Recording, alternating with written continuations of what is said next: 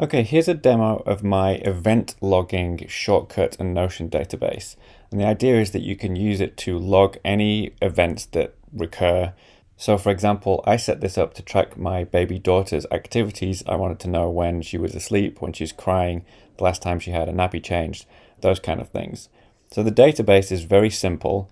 Here I'm viewing it as a timeline, and you'll see if I go into this item here, the title is just happy. The activity here is one of these, and the duration is calculated from the start time to the end time. So I just entered this at 7:43, doesn't have an end time yet.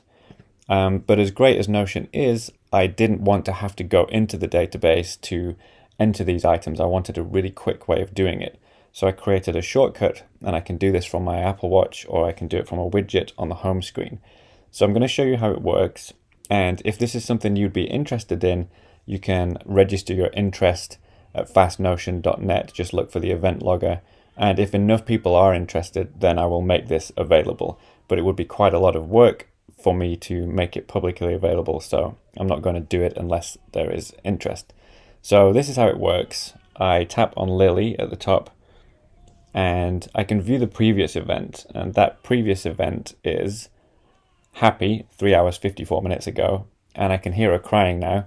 So I'm going to end this event by choosing end now. You can also end by picking a time.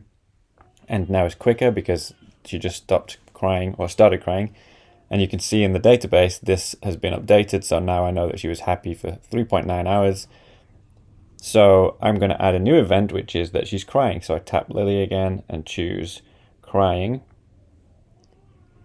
And I can choose the start time, so I'll just say this now, and it's optional. You can add a note. So on Matt, she's on a play mat downstairs and she's crying.